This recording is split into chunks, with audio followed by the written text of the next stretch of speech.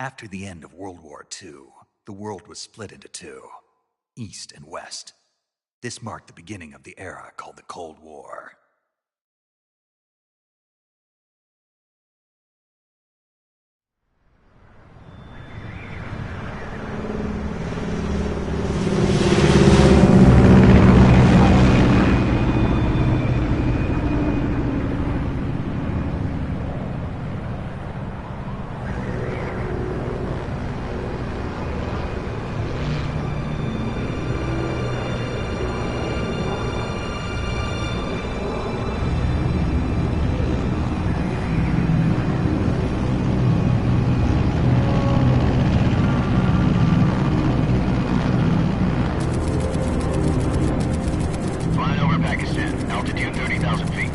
Approaching Soviet airspace. 20 minutes to drop off. Commencing internal depressurization. Equipment check. Arm main parachute. All right. You ready to go? Drop zone still showing a high pressure mass. Cav okay. Good. We've got high visibility.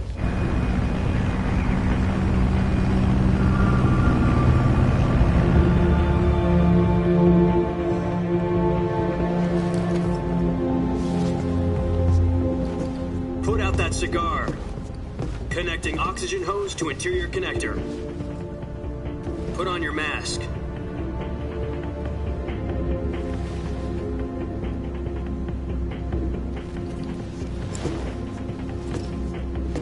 Does this panty waste know what he's doing? Approaching release point. 10 minutes to drop off. Hey, are you deaf? He said put out the cigar and put on your mask.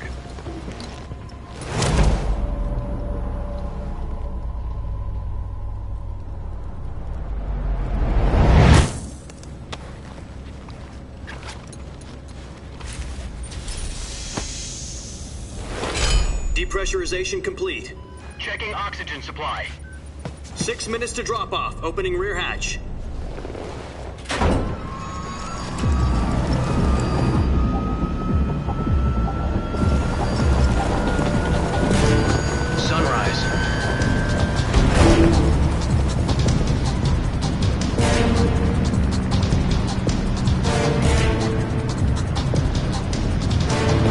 Temperature minus 46 degrees Celsius.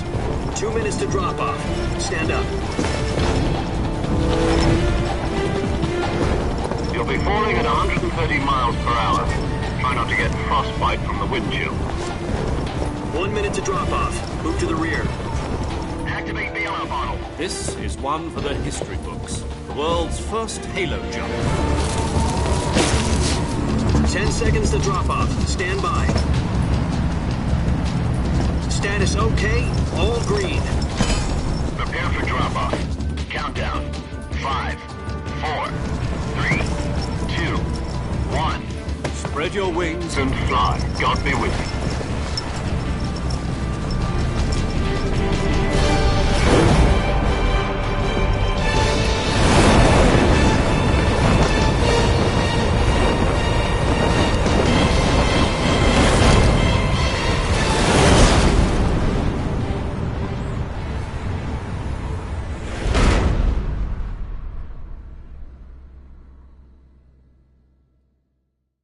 Jack, I've got some important news. The head of the CIA has finally given us the green light for the Virtuous mission. Virtual mission? No, the Virtuous mission. The future of our Fox unit depends on it. If it succeeds, we'll be officially organized into a unit. Virtuous mission? Sounds like some kind of initiation ritual. You know, don't get cocky. This isn't a training op. Right. So what exactly is this wonderful mission? Well, about 2 years ago, a certain Soviet scientist requested asylum in the West through one of our moles. His name is Nikolai Stepanovich Sokolov. He's head of the OKB-754 Design Bureau, one of the Soviets' top-secret weapon research facilities, and the East's foremost expert on weapons development. Sokolov? Isn't he that famous rocket scientist? The very same. On April the 12th, 1961, the Soviets achieved the first manned spaceflight in history. The Earth was blue, but there was no God. Well spoken. The rocket that carried Yuri Gagarin to orbit was the A-1, known as the Vostok rocket. Sokolov is said to be the man most responsible for the multi-engine cluster used in that rocket. After Gagarin's flight, Sokolov left rocket development to become the head of the newly established Design Bureau. From a lowly technician to head of a design bureau, that's quite a success story, so why do you want to defect? It seems he'd become afraid of his own creations. Afraid? Call it a crisis of conscience. And for that, he left his country and his family behind and went over the fence? Not exactly. One of his conditions was that his family was also to be taken safely to the west. We used a mole to get the family out first and succeeded in sneaking Sokolov over the Berlin Wall shortly afterwards.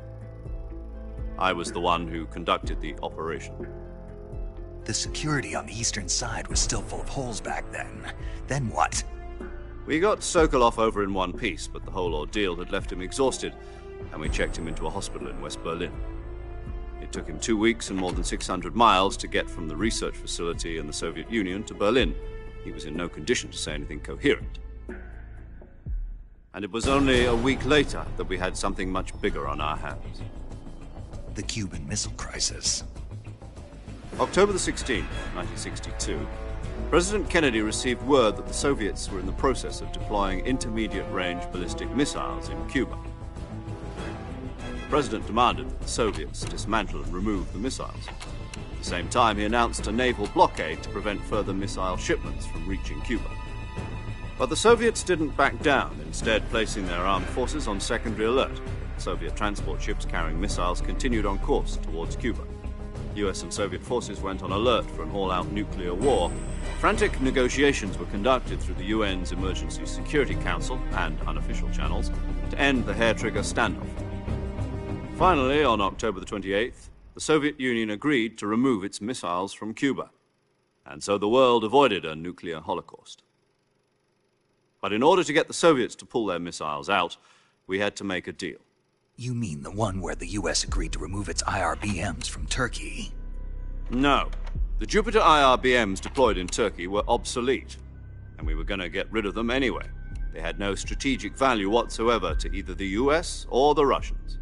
The Turkey deal was a ruse, a cover story that was fed to the other intelligence agencies around the world. So what did the Russians really want? Sokolov. They wanted us to return Sokolov. You mean the Soviets pulled out of Cuba just to get their hands on Sokolov? That's right. What the hell was he working on? At the time, we had no idea. We were running out of time. It was either give up Sokolov or risk full-scale nuclear war. In the end, we had no choice. President Kennedy gave in to Khrushchev's demand. The next day, I got Sokolov out of the hospital, handing him over to agents on the eastern side. Sokolov kept on screaming, "Save me," until he disappeared from my sight. Then, a month ago, we received some new information from one of our moles. About Sokolov? Yes. He was taken back to the research facility and forced to continue working on the weapon in question under KGB supervision. What's more, it's on the verge of completion. So what kind of weapon is it? Something to do with space rockets? No, missiles. Same technology. I guess you're right. We don't know the details, but it appears to be a new kind of nuclear device. For half a year now, the Soviets have been conducting frequent nuclear tests at Semipalatinsk. Something to do with the weapon, I assume. We're talking about a secret weapon so big that Khrushchev was ready to pull out of Cuba to get it back. Is Sokolov still in the facility? No. According to our intelligence, he's in Selinoyarsk, a place in the mountains about 3 miles to the west that's known as the Virgin Cliffs. The Virgin Cliffs. Nice name for a virtuous mission. They moved him there just recently. Why? Apparently, they're conducting a field test of the weapon, but it's our best chance to get him back. This mission would never have been possible if he was still in the research facility. This is our last chance. Sokolov must have known that too when he contacted us.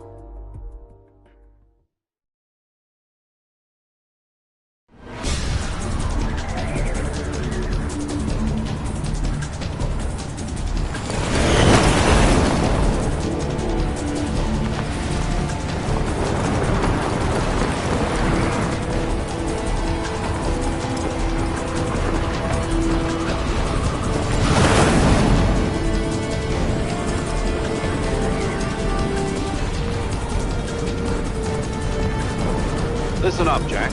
Your mission is to infiltrate Selino Yask in the Soviet mountains, ensure the safety of Sokolov, and bring him back to the West.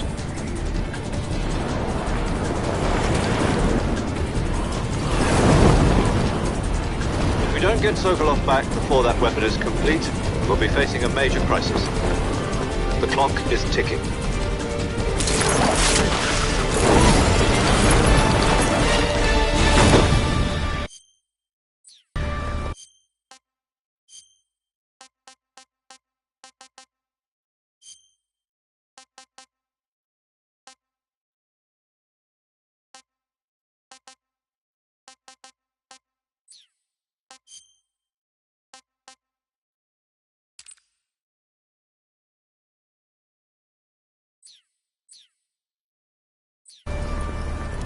Once we've confirmed the rescue of Sokolov, stand by at the recovery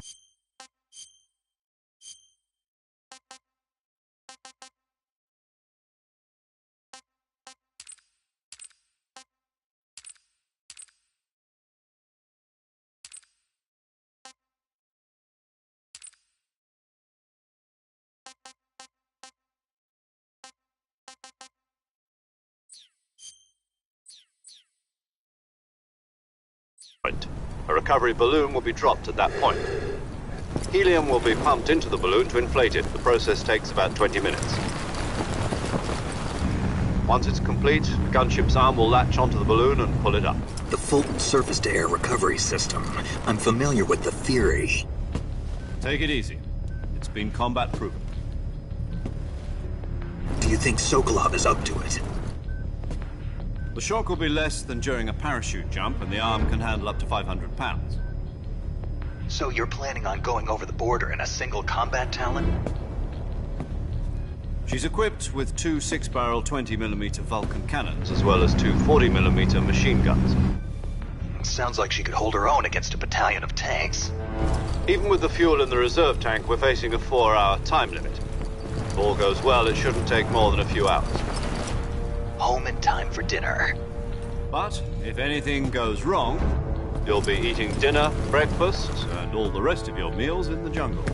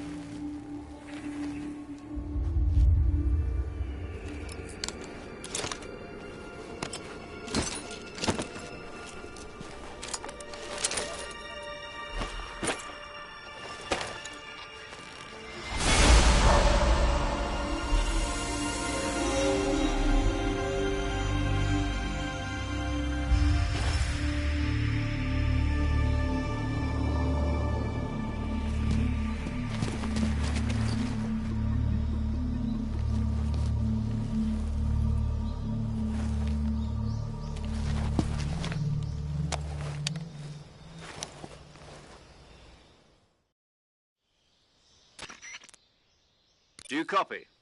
You're already in enemy territory, and somebody might be listening in. From here on out, we'll be using code names to refer to each other. Your code name for this mission will be Naked Snake. I'll be referring to you as Snake from now on. You're not to mention your real name. Snake? Well, you don't like snakes? What do you mean? Well, you've eaten one before, haven't you? In survival training. I'm glad to hear that. I don't know if I'd ever order one in a restaurant, but... Be careful, you might not have a choice. What about you, Major? What should I call you? Let's see. I'll be Tom. Call me Major Tom. This will be a sneaking mission. You must not be seen by the enemy. You must leave no trace of your presence. Is that clear? This kind of infiltration is the Fox unit's speciality. In other words, weapons and equipment are procured on site. That goes for food as well. You're completely naked, just as your name implies. Great. Now I see why you asked me if I like snakes. I suppose calling me Snake was your idea of a joke, too. No, there's a good reason for that. I'll tell you later when the time is right. Gotcha.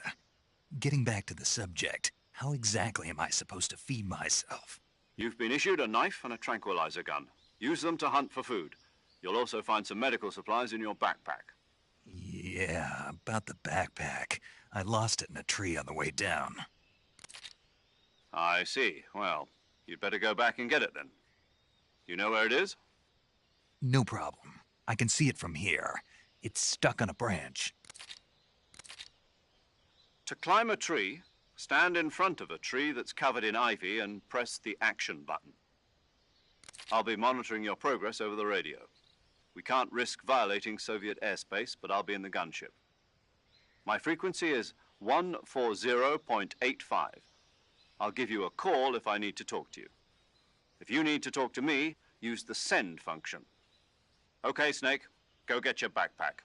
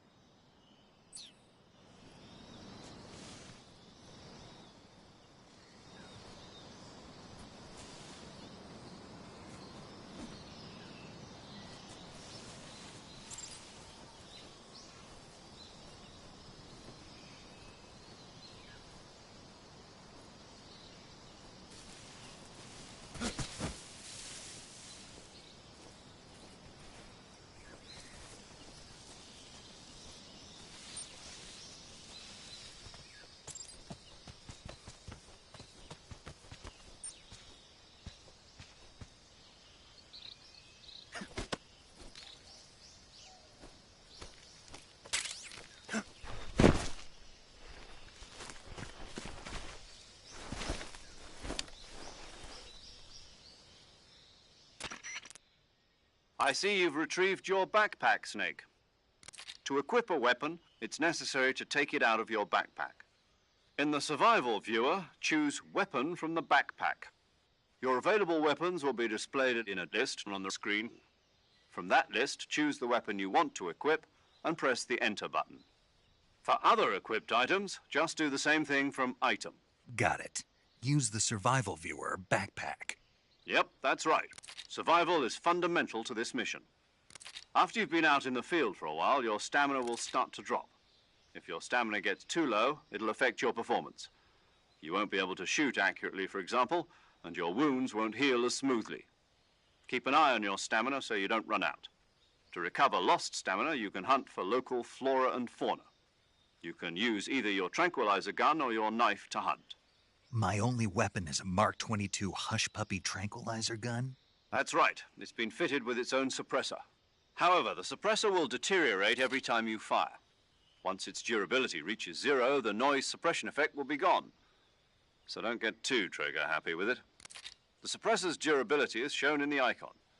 Any weapons and equipment beyond what you're carrying now, you'll have to find as you go. I have to find my own weapons and equipment? Whose crazy idea was this, anyway?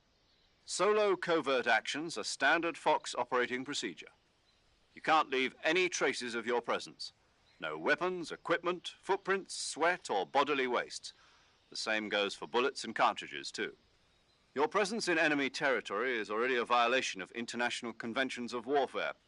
There aren't supposed to be any American soldiers in Russia. It could spark an international incident. You can't let anyone see you. You can't let the enemy know you're there. This is a stealth mission. You're a ghost, Snake, in every sense of the word. And there'll be no rescue if you're captured. The military and U.S. government will deny any involvement in the affair. Then I'll just have to take care of myself, huh? I'm afraid so. You've been given a fake death pill for that purpose. SIS guidelines stipulate that soldiers on covert ops like this one be issued a potassium cyanide capsule. Tape it to your body so you can take it when you need to. How generous of you. Use it if you're taken prisoner by the enemy. It'll send you into a state of false death for a short time. Fooling them into thinking that I'm really dead. So, how do I come back to life? Just take the revival pill. You mean that thing they put in my tooth before the mission? That's the one. But be careful. If you remain in a state of false death for too long, nothing will be able to bring you back. Remember that. I'll keep it in mind. You said this was a solo mission, right? Right. I guess that means I can't count on any reinforcements. Correct. The mission rests entirely in your hands. A real one-man army. Relax. There's a support team ready to back you up over the radio. Who? I'll introduce them to you. This time, survival is of utmost importance. The first member of the support team will be in charge of monitoring your physical condition, acting as a medic, so to speak, as well as recording your mission data. She's a member of Fox as well, and she's here on the gunship with me. She? Hello, Snake. I'm paramedic. Nice to meet you. Paramedic. As in a medic who comes in by parachute. Aren't you going to tell me your real name? Are you going to tell me yours, Mr. Snake? My name, huh? It's John Doe. And they call you Jack for short. You're a regular Captain Nemo. A name means nothing on the battlefield. After a week, no one has a name. What's your name? Jane Doe. Very funny. I wasn't joking, but I'll tell you my name only if you manage to make it back alive. My frequency is 145.73. She's also in charge of recording your mission data. Whenever you want to save, send a message over the reserved save frequency, 140.96. So saving lets me record my mission data. That's right. It also records the state of your health. Good to know. There's one more person I want to introduce you to, Snake. Huh? Speaking of snakes, you remember the boss, don't you? A legendary soldier and your mentor. Actually, it was the boss that got the DCI's authorization in the first place. She's going to be serving as Fox's mission advisor. The boss is? She also helped me plan this mission. She and I were at SAS together. Jack, is that you? How many years has it been? Boss? That's right. It's me.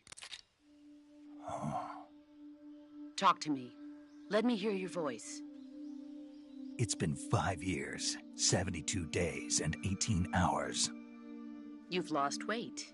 You can tell just by the sound of my voice. Of course I can. I know all about you. Really? Well, I don't know anything about you. What's that supposed to mean? Why'd you disappear on me all of a sudden? I was on a top-secret mission. You didn't need me anymore. But there were still so many things I wanted you to teach me. No, I taught you everything you needed to know about fighting techniques. I taught you all I could. The rest you needed to learn on your own. Techniques, sure. But what about how to think like a soldier? How to think like a soldier? I can't teach you that. A soldier needs to be strong in spirit, body, and technique. And the only thing you can learn from someone else is technique. In fact, technique doesn't even matter. What's most important is spirit. Spirit and body are like two sides of a single coin. They're the same thing. I can't teach you how to think. You'll just have to figure it out for yourself. Listen to me, Jack. Just because soldiers are on the same side right now doesn't mean they always will be. Having personal feelings about your comrades is one of the worst sins you can commit. Politics determine who you face on the battlefield. And politics are a living thing. They change along with the times. Yesterday's good might be tomorrow's evil. Is that why you abandoned me? No, it had nothing to do with you. I already told you, Jack. I was on a top-secret mission. A soldier has to follow whatever orders he's given. It's not his place to question why. But you're looking for a reason to fight. You're a natural-born fighter, but you're not quite a soldier. A soldier is a political tool, nothing more. That's doubly true if he's a career soldier.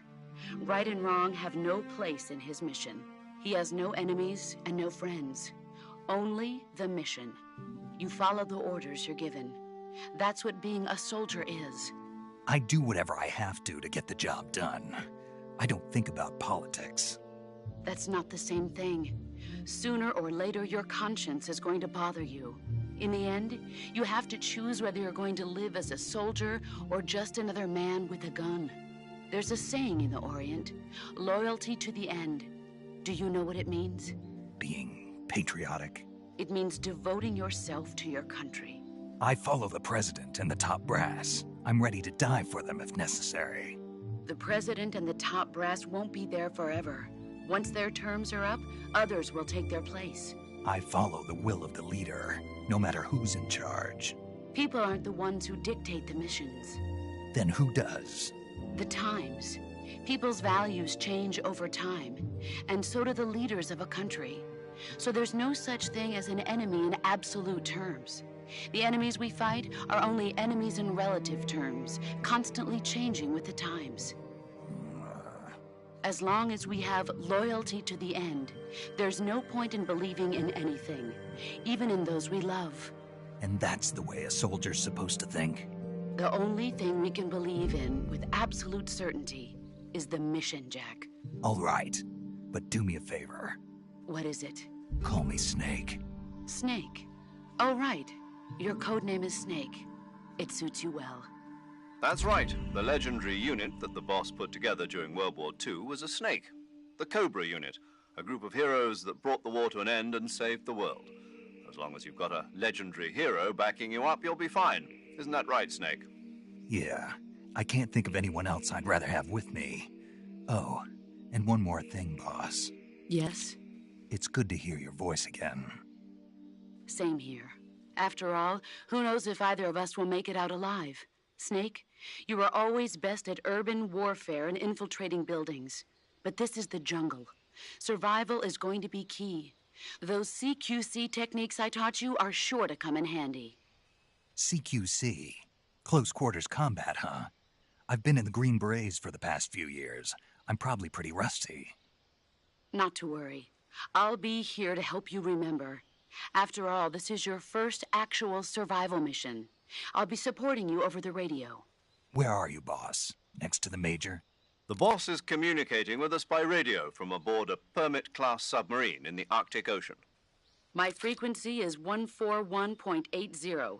Call me if you need my advice on battle techniques. Gotcha. Your mission is to retrieve Dr. Sokolov. Dr. Sokolov is being held in an abandoned factory located to the north of your current position. Avoid heavy combat and don't let anyone see you. Don't forget that this is a stealth mission. Snake, try to remember some of the basics of CQC.